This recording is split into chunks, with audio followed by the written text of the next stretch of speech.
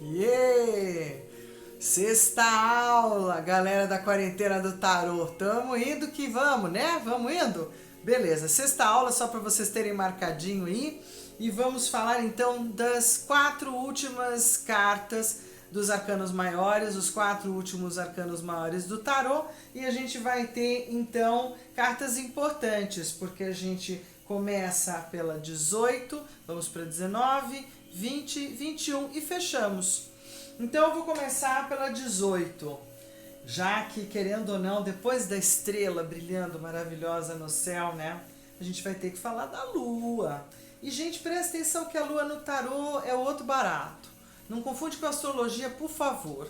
Né? Esses dois conhecimentos, eles vão se esbarrar e se encontrar de 1900 em diante, seja um pouco pela visão do Waite, depois, mas ele tem um pouco disso.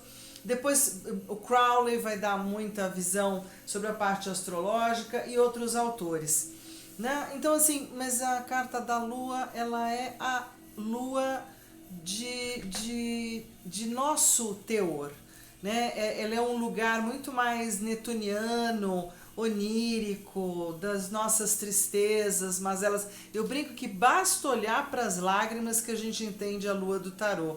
As lágrimas da terra vão para a lua.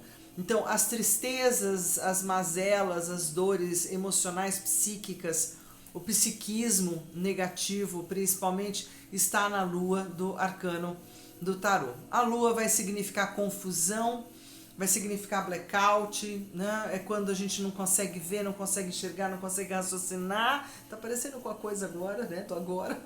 O que vai ser, como é que não é, o que eu faço, o que eu não faço. Pois é a lua.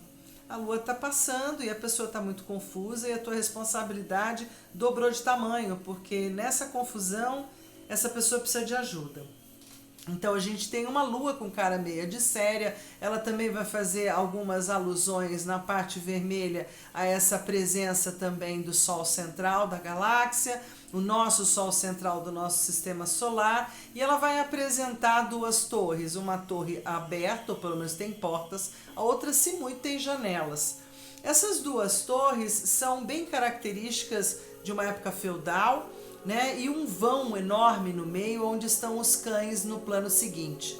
Então existe uma abertura para o não consciente, uma abertura para todo o psiquismo, é quando a pessoa tem um estado de iluminação ou de surto, ela vai ter uma vidência ou uma percepção extrasensorial, ou vai dar uma pirada na batatinha, né? É quando a pessoa está usando demais de alguns alucinógenos, principalmente os herbários, os de erva, que dão um viajandão, mas também podem ser outros, né?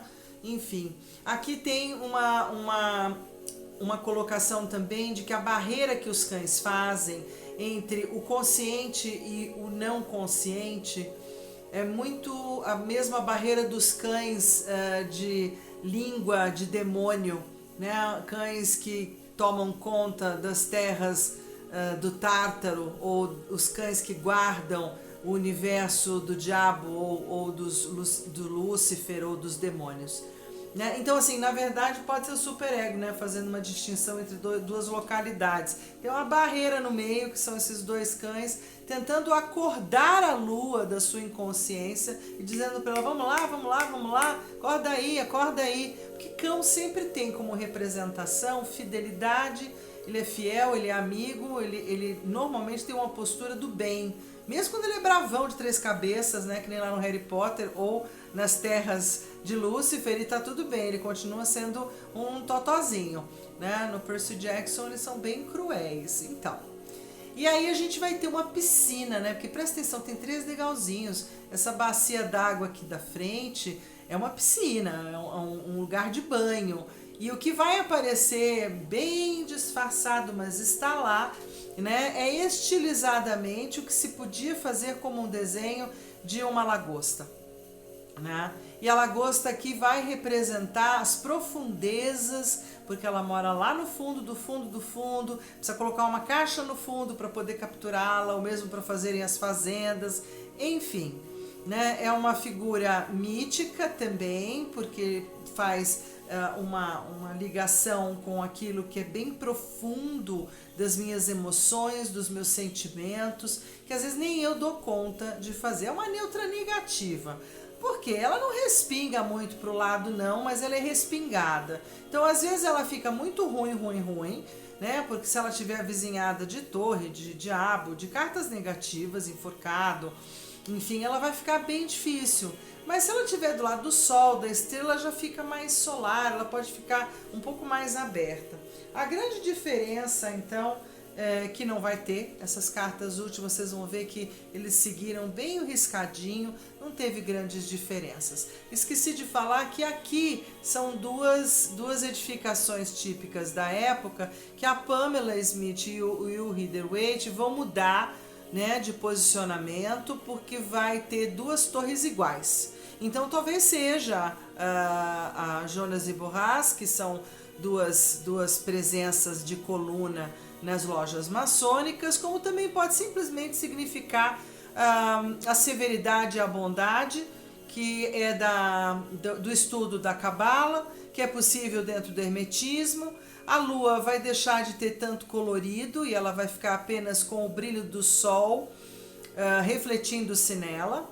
Os cães vão ficar distintos, como sendo cada um de uma banda, cada um de um lugar. E a Pamela e o Waite vão colocar uma divisão que não está aqui, tá vendo? O vovô não tem esse rio ou essa conexão lá da terra de longe para chegar no mar. Não tem essa conversa não. Então aqui é uma nova interpretação. Aqui era apenas realmente um lago, uma casa de banho, um lugar de banho com a lagosta, lembrando das profundezas que essa carta é capaz de acessar no sonho, num momento de emoções muito fortes, sejam por perdas, por dores, por medo, por angústia, por raiva, que nem a gente está vendo agora. Aí a gente fica tudo uivando para a lua cheia, né? Foi uma lua linda que passou, agora vai minguar, vai entrar um outro tipo de presença, né? Então vamos lá. E aqui a presença da lagosta, ela vai sempre ter um pouco de emaranhamento, ou de parentesco, ou de parecência, de similitude com quem? Com um pouco do escorpião, né? E se a gente lembrar que o escorpião são as águas dos lagos profundos, tipo Lago Ness, turvas escuras, né? E aqui, assim, não parece turva nem escura no Marselhês, porque dá para vê-la, né? Então, ela tá lá no fundo. Então, o que será que eu consigo ver das minhas profundezas e o que será que eu não consigo ver? Trabalhos terapêuticos ajudam a lua, né, a passar mais facilmente. Eu vou deixar só o Waite e o tarô do amor, porque o tarô do amor se baseia no do Waite profundamente, e ele vai estar dando então já uma figura humanizada, né, tentando romper o casco da lua, ou sair pelo casco da lua, que aqui começa, na minha percepção, uma confusão. Conforme vai chegando mais para os nossos idos modernos, a lua vai sendo confundida com a lua da astrologia. E ela não é, ela tem muito mais a ver com as fases, com a lua da alquimia, a lua da feitiçaria, a lua da magia, né? A lua auspiciosa para fazer determinadas benzeduras, garrafadas. Ela tem muito mais a ver com a tábua das marés. Então, aqui na lua, a gente pode falar disso tudo que eu estou falando. Do mesmo jeito que a pessoa pode estar surtada, ela pode estar encantada, né? Ela pode estar magiada, ela pode estar influenciada psiquicamente por alguém, normalmente não muito bem, né? Porque ninguém influencia alguém sem pedir permissão. É o mundo onírico, o mundo dos sonhos, então ela é uma carta muito auspiciosa quando eu quero me conectar com o mundo dos sonhos, quando eu quero ter, por exemplo, me dá uma dica, né? Então eu quero algo que vem através dos sonhos. Eu vou ter que abrir a carta, ela vai ter que ficar aberta na cabeceira, eu vou ter que ter paciência, porque isso não se dá imediatamente, mas é uma forma de eu ir meditando com essa carta e abrindo os portais, então, da minha inconsciência, e possivelmente também das minhas regressões ou de ancestralidade. Aqui tem muita ancestralidade, emaranhamento com os ancestrais, as figuras que vieram antes. né? E aí o bonitinho eu vou mostrar agora. Eu resolvi, para esses arcanos do final, eu resolvi puxar o que o Osho, pelo menos o baralho do Osho, trouxe de entendimento, já que é um baralho bem do aqui e agora, bem próximo da gente, e que resolveu mudar, resolveu atualizar iconograficamente e na palavra e na nominalização do tarô, com as suas interpretações ou percepções sobre a carta da lua. E ele já dá de cara para a carta da lua vidas passadas, né? Então, e a ligação das duas salamandras ou dos dois lagartos, a posição em gota ou de ampulheta, de que o tempo tudo conecta de alguma forma. E por conta dessa carta eu indico uma leitura, que é a 12ª Profecia, que é um livro que infelizmente eu fui descobrir depois que eu indiquei. Eu deveria estar com ele aqui pertinho de mim, né? E não está, mas tudo bem. Ele é um livro do mesmo cara, ele é o sexto... Eu acho que é o 6º livro, né, de todo o caminho do livro A Profecia Celestina, só que nesse caso é a 12ª Profecia. E no final da profecia, durante, é um livro muito bom, porque ele conseguiu atualizar o primeiro livro, que é lá velhinho que nem eu, e conseguiu trazer para o hoje com uma clareza incrível. Ele sintetizou todo o trabalho dele, atualizou a percepção de futuro dele, de como nós nos organizaríamos como humanidade. Claro, ele faz isso de um jeito, num panorama de aventura ainda, ele gosta dessa linguagem, eu acho ela bem saborosa, porque torna a leitura acessível. E vai ter que ser no estante virtual, em sebo, em lugar antigo. Porque, claro, ele começou a andança das profecias celestinas em 1990 e bolinha. E aí depois ele foi perdendo, né, aquele lugar de que legal. E aí ele demorou um tempão entre a 10ª profecia e a 12ª, tem um buraco, assim, que muita gente não leu, não se interessou, foi perdendo credibilidade, enfim, foi ficando velho, né? E aí na 12ª ele conseguiu fazer um super belíssimo upgrade, nem todo mundo teve acesso, porque aí ele já tinha, o mundo começa a girar cada vez mais rápido, né? Então, rapidamente, um livro, se eu não coloquei o segundo, tipo a da Agatha Christie, tem que ser uma coisa para comer todo dia, senão dançou, né? Que nem mídia aqui. Se eu não colocar todo dia, ninguém te olha, ninguém te vê. Então, é isso, é a mesma ideia. Tá? Eu só dou a indicação porque no final do livro, meio pro final, ele vai falando sobre a nova teoria, a nova percepção de que a gente pode fazer uma ponte entre nós e os ancestrais, entre nós e todos aqueles que vieram antes. Para quem não tem a convicção exclusivamente espírita. Para quem tem convicção espírita fica mais fácil, segue mais rápido. Então as vidas passadas são a leitura do Osho para cá. É uma neutra negativa, como eu falei, ela é influenciável. Ela é negativa porque normalmente a lua no tarô, inclusive em algumas literaturas, é não. Ela é negativa, ponto. Ela não é uma carta bem-vinda, que nem a carta morte. Para alguns autores ela não é bem-vinda. Então pronto, acabou. Não adianta tentar adorar. Eu prefiro vê-la como neutra negativa porque ela põe a confusão ali, mas se eu botar um sol em cima, que é a próxima que eu vou falar, ou a estrela, ou um imperador, um ordenador, é perante isso. Ela não tem todo esse pique de ficar, gente, onde é que eu pus o sol do tamanho do sol? Aqui. Vamos lá. E aí vamos para o sol, né? Sol em Marselha é lindo. Gosto demais dele. Nessas representações da estrela nossa, sol. Tá lá um convite em todas as cores. Então também tá o convite de olhar para a estrela central, para Sirius, para o centro da galáxia. E aqui sim você vejam que as gotas são do sol para nós. Então o alimento do calor, das energias que vêm pelos ventos solares, de tudo que o sol nos alimenta desde sempre, mesmo que a gente só tivesse uma percepção intuitiva, né, hoje a gente tem uma percepção provada nos centros de astronomia sobre ventos solares. Quem quiser põe lá Google ventos solares para vocês entenderem um pouco mais de como a gente é alimentado e é o que nós somos em termos de vida, graças a essa entrada dessa galera em elementos químicos que veio alimentando o nosso planetinha e transformando ele num planetinha d'água, num planetinha vivo, com um monte de coisa. Eu tenho duas crianças lindas nessa carta, com rostos de criança, não tem rostos neutros, né?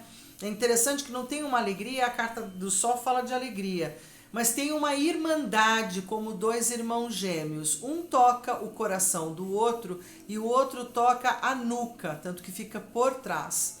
É a conexão pelo coração e a conexão pela espiritualidade, né? Então é a ligação forte que essas duas crianças vão apresentar, já que o mito de duas crianças divinas, duas crianças diferenciadas, duas crianças incríveis, ele vai existir, principalmente na história antiga, inúmeras vezes.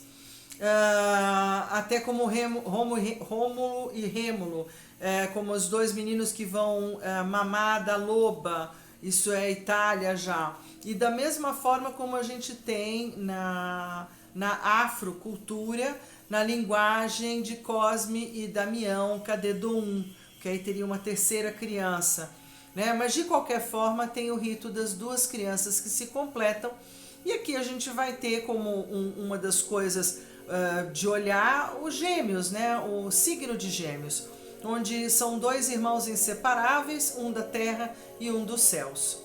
A carta do Sol também diz que a alegria, a festividade, essa sensação de bem-estar, bem-aventurança, ela é limitada por determinadas condições, que é o muro atrás. Então, nesse lugar vocês podem brincar, ali atrás do muro não.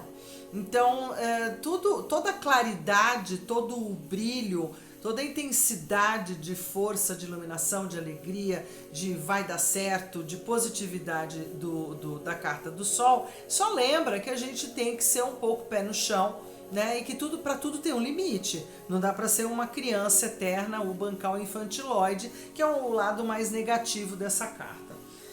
No sentido do Rider-Waite, ele vai trazer então um upgrade e vai mudar, ele vai atualizar a carta. Ele tira uma das crianças e substitui pelo cavalo e pela uma bandeira que escorre lá de trás do muro aqui para dentro, ou pode ser um estandarte.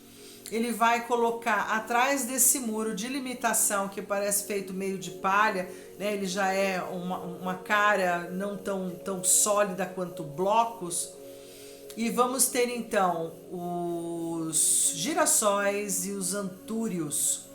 E essa criança tem um monte de girassóis no cabelo, né? Um chapéu engraçado também. Então, uma cara alegre de festividade, e boa parte das cartas que vão se inspirar nessa carta do Waite são lindas. Uma mais bonita que a outra do Sol. Sol é sim, porque é 19, é sim porque é 10, é sim porque é 1. Ele é 3 vezes sim. É uma carta super assertiva que irradia para o jogo inteiro, irradia para a mesa inteira e influencia positivamente praticamente todo o jogo. O Sol corta o diabo, ameniza a torre e dá uma esperança, um brilho profundo para o dependurado. Então é uma carta super bem-vinda no jogo, é outra que todo mundo adora de ter, adora de sair. E aí no tarô do amor, o que a gente vai ter, que é o que eu gostei muito, sabe? Porque eu fiquei muito sentida da troca da criança, da segunda criança, por um pocotó. Não que eu não ame o cavalo, e não que a gente não entenda o quanto o cavalo vai ser importante para o humano desde sempre, desde a história da história, né? É um grande companheiro, é um grande amigo, é um ser tão sensível e especial quanto o humano. Eu diria que do mundo animal é um quase que nem nós.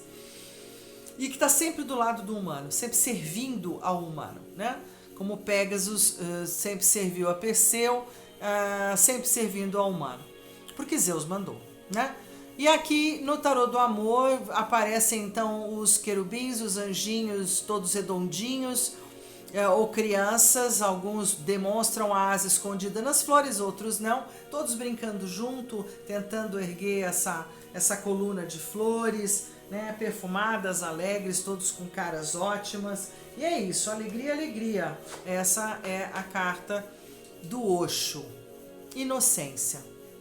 E é bem bonita porque seria quase como se fosse ele mesmo mais velho, ou qualquer grande sábio bem mais velho, com o seu fiel louva-a-Deus. A inocência que nos permite nos conectar, que é a mesma inocência do menino sobre o cavalo, com o animal, com o reino animal, com a natureza, e que se nós fizéssemos de forma inocente e justa, nós teríamos dela sempre o que precisássemos, né? Eu acredito nisso. Eu acho que dava para fazer melhor do que a gente faz. Tá? É uma carta sim, sim, sim, super assertiva e dá um brilho todo especial para o jogo. Vamos então para a próxima, que é a carta que manda nesse ano. Aí eu vou aproveitar e vou linkar com uma pergunta que ficou pendurada. O que a gente pode esperar do 20, Fernanda, no ano 2020? Vai mais 20, né? Então, o 20 é o julgamento, é a carta de retrogradação. Vou aproveitar para falar de tudo que retrograda, que volta, que reaparece, que vale a pena ver de novo, e que mais uma vez toca, e que vem do passado e assombra. É o primeiro namorado e reapareceu, o marido anterior e reapareceu. Como é que fala? Uma ação que achou-se perdida pelo tempo e de repente está lá o fiscal, ou quem quer que seja, levantando ela de volta. Tudo aquilo que vem dos mortos, tudo aquilo que já se considerava, acabou, ufa, lelê, não. Então, cuidado que tem coisa velha, tipo Walking Dead mesmo, subindo aí na pauta da tua vida, e você vai ter que prestar atenção e lidar com isso. É uma carta neutra negativa, daquelas também muito influenciada pelas do lado, né? No sentido de que se ela tiver com o sol, ela fica menos complicada, claramente alguma coisa do passado aparece, mas se resolve, com a estrela também, então ela é influenciável. Em alguma parte, né, da literatura ela é não, e eu prefiro colocar as neutras como aquelas que não decidem, elas precisam de mais alguém para me clarear se realmente vai acontecer ou não. Né? Isso que eu ainda não falei das somas. Então aí a gente tem na do Rider-Waite, falando das trombetas, mantém-se a questão do juízo final, né, dos anjos tocando as trombetas no juízo final ou no Apocalipse de João, lá na Bíblia. Aqui são apenas 3 que levantam, um parece mais velho, um homem mais novo e uma mulher. Então você tem pai, mãe, filho em um.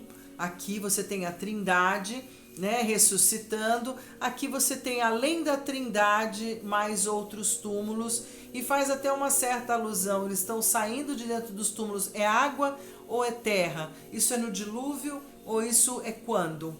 Enfim, a Pamela deixa essa pergunta, né? Vai apenas lembrar da bandeira da cristandade e dos movimentos de renascimento. Ainda podia ser só ressurreição, né? Mas não é. Aqui é muito ligado ao julgamento, à avaliação e da lei da causa e efeito. Aqui se faz, aqui se paga. O que você semeia, você colhe, né? A semeadura é livre, a colheita é obrigatória. E vai e segue umas frases assim. Na carta do amor não dá para ver nem um tumulinho, a não ser essas lajotas aqui, como se fosse um túmulo, como é que fala? Compartilhado, né? E todos estão saindo daí. Tem sempre esse lugar das montanhas atrás, no da Pamela também, no Marcela também. E aqui vai a escolha por 6, por 6 arcanjos trombeteiros, tocando as trombetas do céu, para que seja feito o juízo de cada um. Nas cartas do Osho, ele fala além da ilusão. Então, na carta do julgamento, eu preciso parar de me iludir sobre determinadas coisas e começar a entender que nós estamos conectados por malhas, forças, energias entre nós muito mais sutis, muito mais fortes. Somos todos um. Né? Esse é o olhar um pouco da além de Maia, além da ilusão da separatividade, da ilusão de que somos diferentes, distintos, somos a a mesma raça, enfim, né? E é isso. Neutra, negativa, acho que falei tudo. E aí vamos para lindona do final dessa jornada, onde começamos no 0 e chegamos no 21.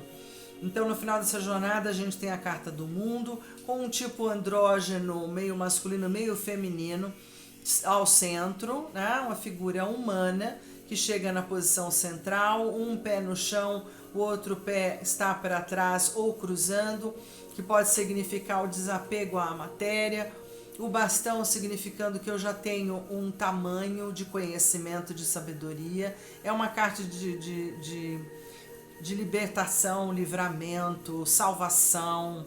É uma carta que está dentro de um Horus Boros estilizado. Os Horus Boros é o nome que se dá para esse círculo ou para cobra que come o próprio rabo, significando o infinito, o ir e vir eterno, principalmente na roda de Sansara, linguagem indiana, para a roda reencarnatória de todos nós.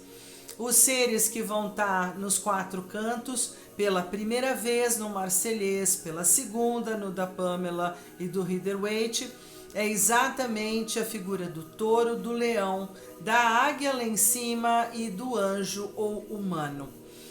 Tá ligado, graças esse pitaco a mais é graças à aula de um amigo.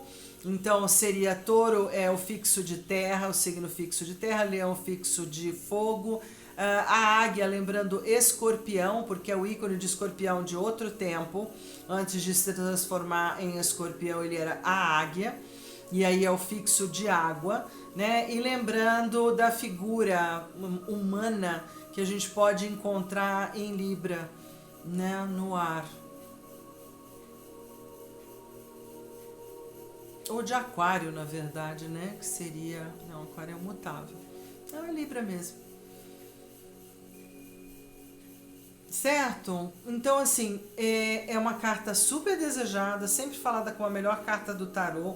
É o 21, é o cara que puxa tudo de bom, vai viajar, porque assim, aqui dá muita questão do lançar-se numa nova etapa. Algo se conclui e abre-se o mundo está aberto para você. Faça o que você quiser, vai viajar, põe uma mochila, conheça o mundo, né? Faça um mundo de coisas. Então há uma abertura muito grande, muito ampla. Você vai ver que o da Pamela é igual, né? Mesma coisa, bem bonitinha. Então aqui também as 4 figuras, mas as 4 figuras sem asa, sem coisa nenhuma. Fica até mais bonito plasticamente.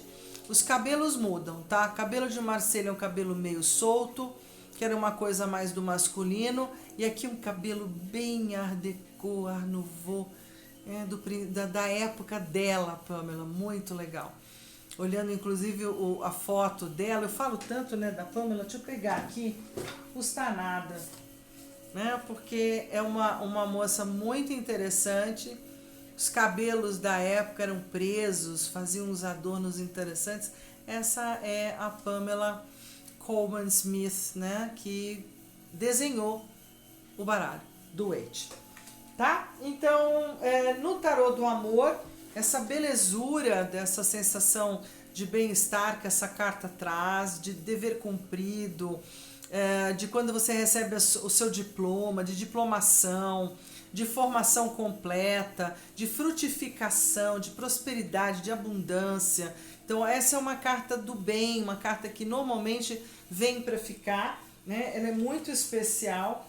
O Osho pegou muito bem esse gancho e colocou essa imagem para ela e vai dar o nome de completude. Quando eu chego na sensação de que eu sou completo, maravilhosamente, está tudo certo, na hora certa, estado de graça, estado de beatitude, estado de iluminação, estado de nirvana.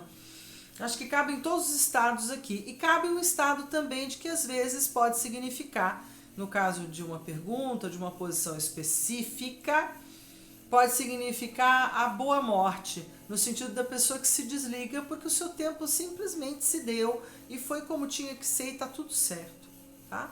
Mas isso em jogadas e coisas específicas. Já falei demais, falei dos 4, então finalizando a jornada da quarentena do tarô no sentido dos arcanos maiores. A gente vai ter agora sessões de abertura com a turma e eu vou estar postando aqui então agora várias leituras, possibilidade de você estar usando o baralho, poder estar lendo dentro da abertura, porque o tarô precisa dele, as cartas, ele precisa das suas colegas do lado para saber aqui que ele vem, precisa de abertura de no mínimo de 3 cartas para fazer uma leitura, se não é sim e não com uma carta só, 2 uma complementar, e aí tem inúmeros spreads, inúmeras aberturas, né? Cada um vai estar compondo, usando, achando uma útil, outra não, e a gente vai conversar sobre isso nos próximos episódios desse canal, certo? Ah, lembrando, ó, quase que eu esqueci, dessa vez eu fico tão chateada que eu lembro tanta coisa que eu podia ter falado quando eu desligo, é uma coisa impressionante quanto a cachola vai trazendo. Lembrando que na 18, na carta da lua, se você somar 1 com 8, você vai ter 9 como sombra. Então você tem um eremita que não ajuda muito a lua. A não ser no sentido de assim, olha, na escuridão, na confusão, fica quietinho aí, né? Não se movimente muito. Esse é o lado do conselho bom que eu posso dar olhando o eremita. Mas às vezes a pessoa já está confusa e já está usando o eremita negativamente. Porque ela está se isolando, ela não vai mais a lugar nenhum, ela ficou eremítica. E isso não é bom. Na carta 19, 9 com 1 dá 10. A roda da fortuna. A roda da fortuna, apesar do que as pessoas vieram me perguntar, mas a roda, tudo que está em cima vai embaixo, tudo que é embaixo vai em cima, ela é nociva, se ela está boa hoje, ela está te lembrando que amanhã ela pode estar ruim. Mas aproveita a fase boa, né? Se ela te lembra que tudo é o quê? Impermanente, de que tudo é cíclico, de que tudo que vai, volta. Ela é muito mais isso. Agora, se eu quiser olhar ela nocivamente, que olhe. Eu, sinceramente, adoro a roda da fortuna e acho ela a boa sorte, aquilo que a gente planta de bom, em geral é um bom momento, olha, uma oportunidade, pega o bonde, pode ser uma boa, o pior que pode acontecer é nada. Então tá bom. Então, assim, a carta do Sol tem, na primeira soma, na redução teosófica, você tem a carta da roda da fortuna. Se você reduzir de novo, você tem o mago. O mago é o mais negativinho dessa história, é o terceiro né? É a última soma. Então, o que atrapalha aquilo que é alegria, felicidade, clareza, verdade, franqueza do Sol? As coisas meio escusas do mago, né? Aquela coisa do, não fala direito, esconde, conta umas mentiras e é safo. Então isso atrapalha a vida do Sol, a clareza do Sol pra caramba.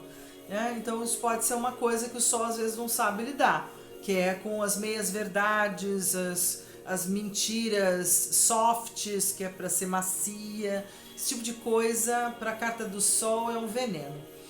E aí a gente vai ter na carta 20, por isso que eu falei que ia ficar 20 desse ano, né? Que você pode esperar nada, senta e reza, porque o que eu tenho atrás do 20 é a sacerdotisa, junto com o louco. Então eu tenho uma Madre Teresa de Calcutá mais uma criança, uma Nossa Senhora. O que a gente tem que fazer? Rezar, pedir, né? Se colocar em conexão com a divindade, com a sua divindade, pegar o japamala e fazer mantra. É um ano para introspecção, é um ano muito mais voltado para dentro do que voltado para fora, onde muitas coisas vão estar meio esquisitas, aleatórias, assim, sem eu conseguir entender, né? E o que a gente não entende é melhor a gente tentar simplesmente, vamos indo, talvez daqui a alguns anos a gente compreenda. Isso principalmente uma sacerdotisa negativa, né? Que inclusive pode fazer maledicência, muxoxo, segredos. Então pode ser bem complicadinha ela atrapalhar aí o 20 mais ainda, porque aí eu não consigo lidar com os mortos da família, eu choro e não consigo lidar com a perda, por exemplo, né? Talvez a gente vai ver isso, né? Eu brinco muito, mas por incrível que pareça, parece que essa é uma experimentação que teremos ao vivo e a cores. E aí a gente tem a 21. A 21, quando você soma, você vai ter quem? A Imperatriz. O que pode atrapalhar o meu momento de formatura, meu momento de glória? É eu exagerar. Já viu alguém exagerar? É assim, ó, eu acho que eu fiquei bom naquilo. E aí eu exagero. Não importa em que área seja, pode até ser eu amanhã. Então eu acho que eu sou a única que sei, sou bam, tô me achando, né? Porque eu cumpri um percurso muitas vezes do tarô, então tô me achando. E aí, assim, entra esse lugar da vaidade da imperatriz, do status da imperatriz, de querer aparecer, de ser diva e de ser poderosa. Tem um lado bacana disso e tem um lado que pode ser meio terrorista para o meu estado de sucesso e de completude absoluta com a carta do mundo. Então eu acho que eu falei tudo agora. Nada mais se passa na minha cabeça. Deixo com vocês então o meu sincero obrigada. Que vocês possam curtir isso, comentar, fazer pergunta, cutucar. Isso me ajuda muito, né? E eu vou adorar poder passar o que eu sei para todos aqueles que um dia vão ser como eu, talvez muito mais cedo que eu, vão se apaixonar por essas lâminas, vão se apaixonar pelo trabalho com as outras pessoas, de poder orientá-las de um jeito bacana, né, construtivo, de poder ser um tarólogo, né? Eu adoro, tá? Beijo grande no coração de todos. E o likezinho, por favor, olha o meu canal, né? Dá uma ajuda aí pra gente dar sequência e crescer, e bora lá. Beijo no coração de todos.